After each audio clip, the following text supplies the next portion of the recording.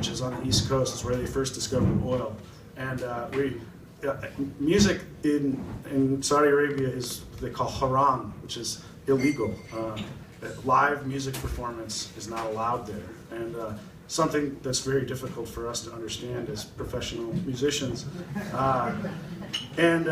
We actually got to meet a couple of musicians and play with some people that, despite the laws, still managed to become incredible musicians. And the adversity that they were up against is hard to imagine and hard to describe. But we were able to perform if we were on U.S. soil, and an embassy or a consulate is technically U.S. soil in any country. And so we played shows in each of the cities we were in Riyadh, Jeddah, and Dammam. We played at the embassy or the consulate. And the last show, it was a surreal experience. Like, this was a day that was supposed to be celebrating America, and they call it a state fair. So we're in Saudi Arabia playing a state fair, and we get up on the stage, and there's like vendors around, like Domino's Pizza and Subway. And we get up to play, so it feels like America.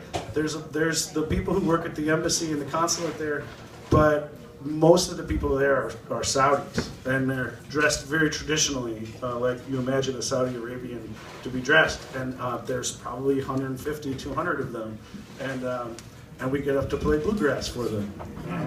And so we did, and as you can imagine, if you're in a country where music isn't legal, there's not part of the culture to respond to music in the way that we're used to.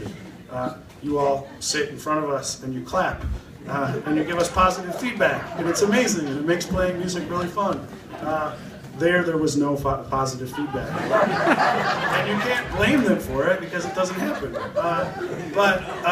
So we started playing, and at this point we're used to it, so we're just like, this is a gig, we're playing music. And about 4 songs in, a middle-aged Saudi gentleman walked over to the edge of the stage and motioned me to come over, and I leaned over, and he said, excuse me, I'm sorry to bother you, but could you play Country Roads by John Denver?